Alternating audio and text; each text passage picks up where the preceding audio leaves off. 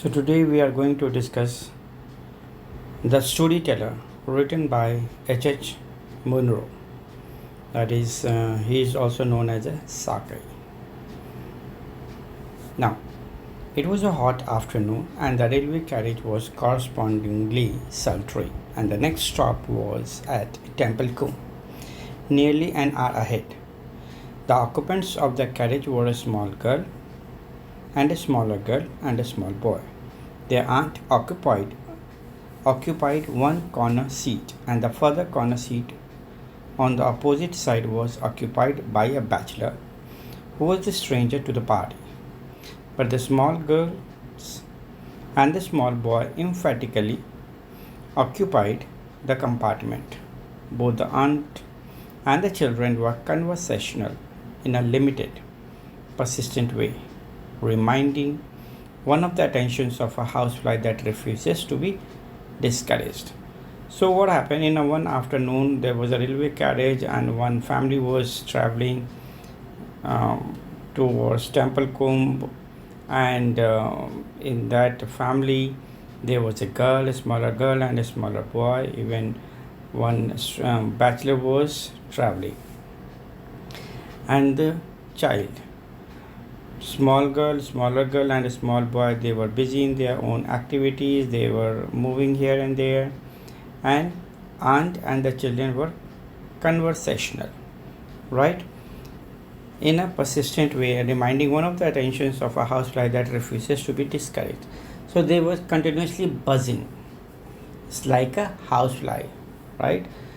As if the housefly never wants to go out from that compartment. Now, most of the aunt's remarks seem to begin with don't, and nearly all the children's remarks begin with why. The bachelor said nothing out loud. Don't, Cyril, don't, exclaimed the aunt, as the small boy began smacking the cushion of the seat, producing a cloud of dust at each blow. So most of the time aunt was saying don't, and the children were giving a remark called why should not I do this thing, right? And suddenly what happened, the small boy began smacking the cushion of the seat, which produced dust. So come and look out of the window, she added. The child moved reluctantly to the window. Why are those sheep being driven out of the field, he asked. I expect they are being driven to another field where there is more grass, said the aunt weakly. But there's a lot of grass in that field, protested the boy, and there is nothing else but the grass there. Aunt, there is a lot of grass in that field. So suddenly what happened, aunt called all the boys there, and to divert their attention, what she wanted, like to look outside the window.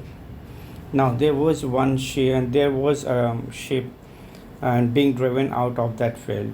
So suddenly one of the boy asked, like, okay, why they are moving to another field? So aunt given a reply like, okay, because of the more grass in another field. But the boy protested, and he said, I think in the first field also there are more grass. Then why in the second field? Now the aunt is giving reply that perhaps the grass in the other field is better, suggested aunt fortuitously. It means foolishly. Why is it better? Came the swift, unavoidable question. Oh, look at those cows, exclaimed the aunt. Nearly every field among the line had contained cows or bullocks, but she spoke as though she were drawing attention to a reality. Why is the grass in the other field is better? So what happened? Initially she claimed that the grass in the other field was better, and after that she said that, okay, look at those cows and the bullocks. She was trying to draw their attentions, but they were on their own question, like, how can you claim that the grass on the other field is better? So the frown on the bachelor face was deepening on a scowl. He was hard, unsympathetic man.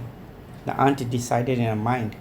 She was utterly unable to come to any satisfactory decision about the grass in the other field, and was not able to give a satisfactory answer that why she has said that the grass in the other field is better. The smaller girl created a diversion by beginning to recite on the road to Mandalay. She only knew the first line, but she put her limited knowledge to the fullest possible use, and she repeated the line over and over again. So, smaller girl, she was continuously repeating the line on the road to Mandalay, on the road to Mandalay.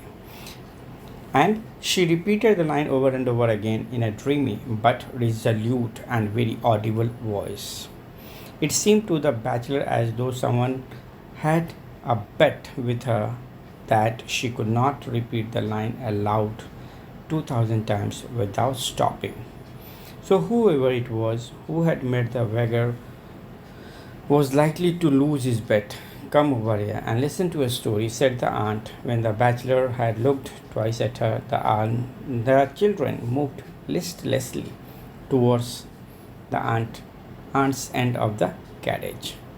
So, what we have seen here, that suddenly what happened, aunt called all the children to come and listen a story, and when the children were moving towards aunt, they have not shown any kind of interest, right?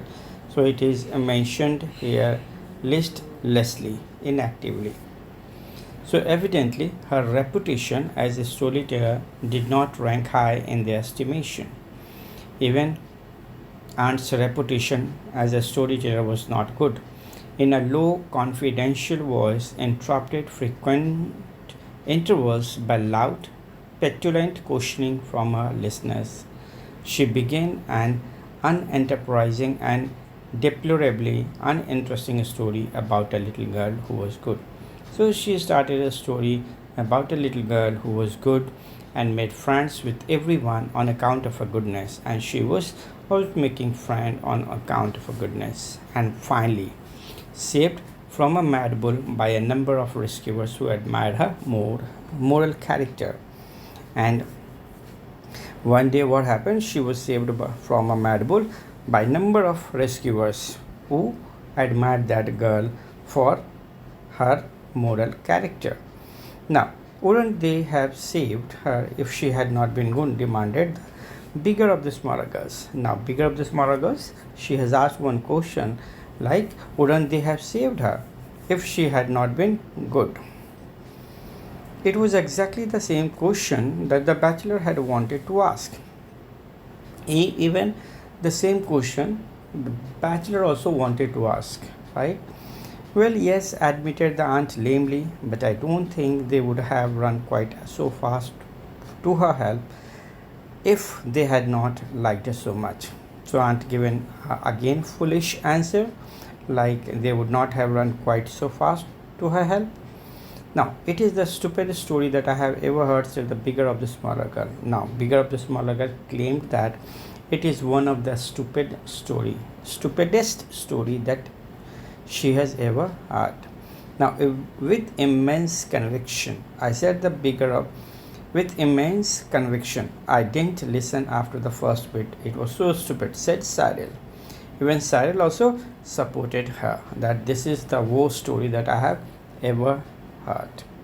Now, the smaller girl made no actual comment on the story, but she had long ago commenced a murmured repetition of her favorite line. And what was her favorite line? On the road to Mandalay.